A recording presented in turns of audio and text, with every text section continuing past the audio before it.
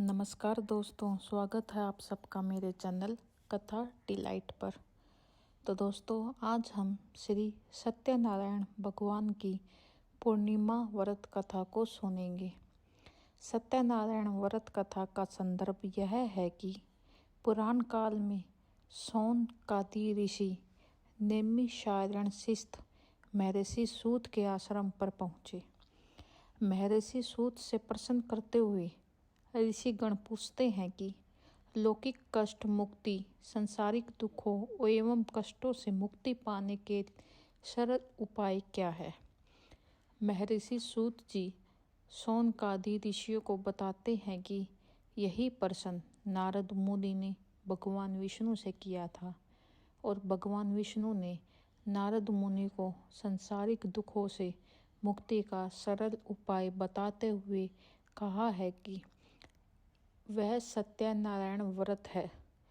भगवान विष्णु ने सत्यनारायण का अर्थ सत्य आचरण, सत्याग्रह, सत्यनिष्ठा बताया है। इस संसार में सुख और समृद्धि की प्राप्ति सत्य आचरण द्वारा की जाती है अथवा सत्य ही ईश्वर को पाने का सर्वोत्तम मार्ग है।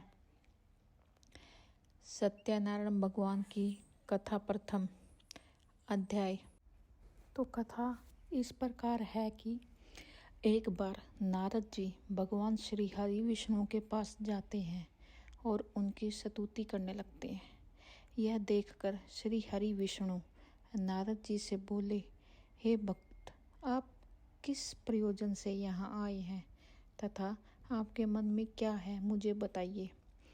नारद मुनि बोले, प्रभु, मृत्यु लोक में अपने आप में पाप कर्मों द्वारा विभिन्न योनियों में जन्म लेने वाले सभी जीव जंतु, इंसान सभी किसी न किसी प्रकार के दुख एवं शारीरिक मानसिक पीड़ा से ग्रस्त है।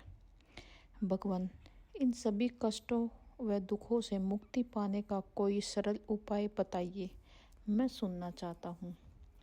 श्री हरि विष्णु ने कहा, हे वत्स, संसार के भले के लिए आपने बहुत अच्छी बात की है, इसलिए मैं आपको इसका उपाय बताऊंगा। इस व्रत को करने से व्यक्ति मोह माया से मुक्ति पा सकता है।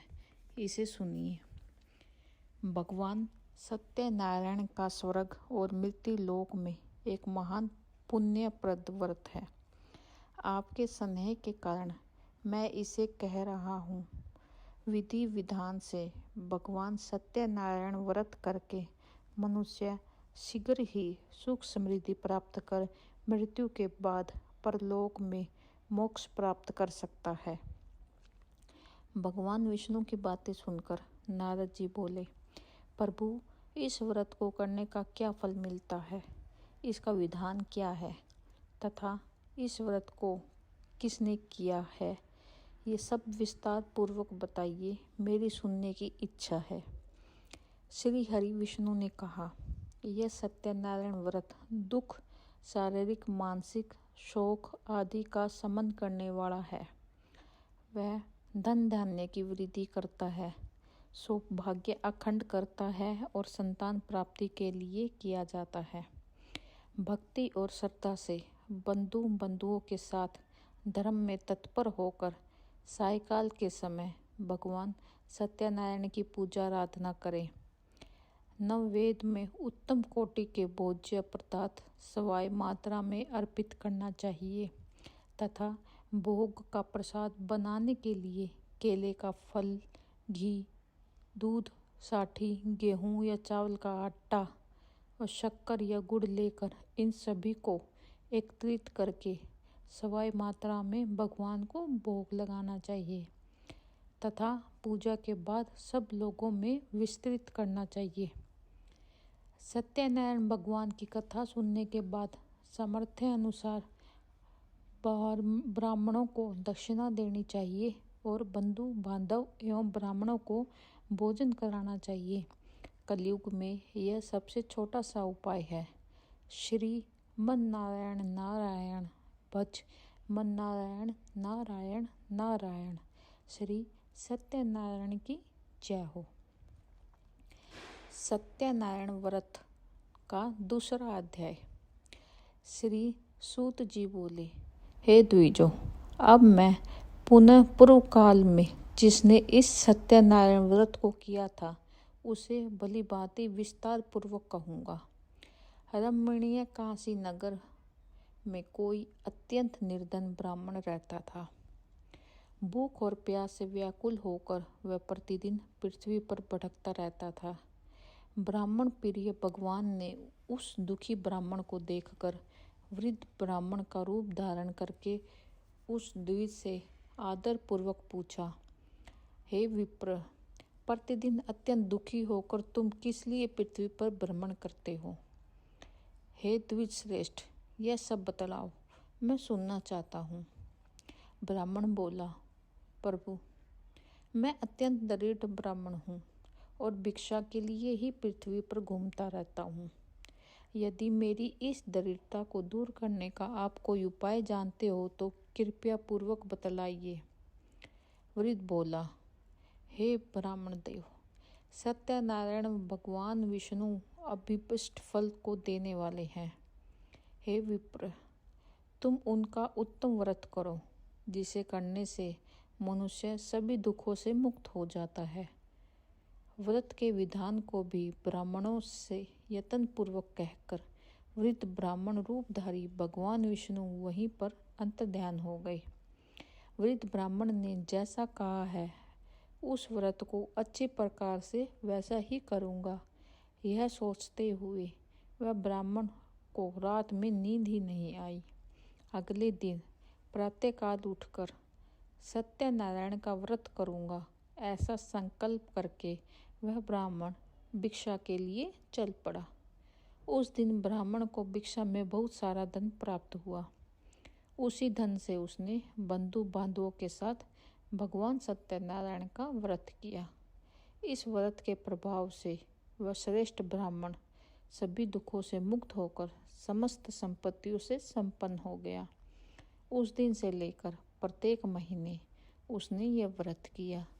इस प्रकार भगवान सत्यनारायण के व्रत को करके वह श्रेष्ठ ब्राह्मण सभी पापों से मुक्त हो गया और उसने दुर्लभ मोक्ष पद को प्राप्त किया। हे प्रिय, पृथ्वी पर जब भी कोई मनुष्य श्री सत्यनारायण का व्रत करेगा उसी समय उसके समस्त दुख नष्ट हो जाएंगे।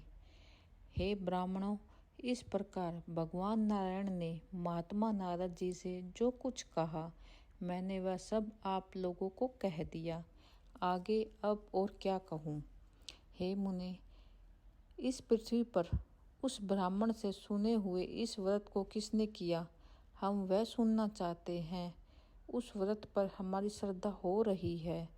श्री सूत जी बोले, मुनियों, पृथ्वी पर जिसने यह व्रत किया है उसे आप लोग सुने। एक बार द्विज श्रेष्ठ अपनी धन संपत्ति के अनुसार बंधु बांधवों तथा परिवारजनों के साथ व्रत करने के लिए उद्यत हुआ। इसी बीच एक लकड़हारा वहां पर आया। लकड़ी बाहर रखकर उस ब्राह्मण के घर गया। प्यास से व्याकुल वह उस ब्राह्मण को व्रत करता हुआ देख प्रणाम करके उससे बोला, प्रभु, आप यह क्या कर रहे हैं? इसके करने से किस फल की प्राप्ति होती है? विस्तार पूर्वक मुझे बताइए। विप्र ने कहा, वह सत्यनारायण का व्रत है जो सभी मनोरथों को पूरा करता है। उसी के प्रभाव से मुझे यह सब महान धन धान्य आदि प्राप्त हुआ है। जल पीकर तथा प्रसाद ग्रहण करके वह नगर चला गया। सत्यनारायण देव के लिए मन में ऐसा सोचने लगा कि आज लकड़ी बेचने से जो धन प्राप्त होगा उसी धन से भगवान सत्यनारायण का श्रेष्ठ व्रत करूँगा। इस प्रकार मन में चिंतन करता हुआ लकड़ी को मस्तक पर रखकर उस सुंदर नगर में गया जहाँ धन संपन्न लोग रहते थे। उस दिन उसने लकड़ी का 2 गुना मूल्य प्राप्त किया। इसके बाद प्रसन्न हृदय होकर वह पके हुए केले का फल, शक्कर, घी, दूध, गेहूं का चूर्ण सवाई मात्रा में लेकर अपने घर आया। तत्पश्चात उसने अपने बांधवों को बुलाकर विधिवत भगवान श्री सत्यनारायण का व्रत किया। उस व्रत के प्रभाव से वह धन पुत्र से संपन्न हो गया। इस लोक में अनेक सुखों का उपभोग कर अंत में सत्यपुर अर्थात वैकुंठ लोक चला गया। श्रीमन्नारायण नारायण नारायण भजमन नारायण नारायण नारायण। श्री सत्यनारायण भगवान की जय हो।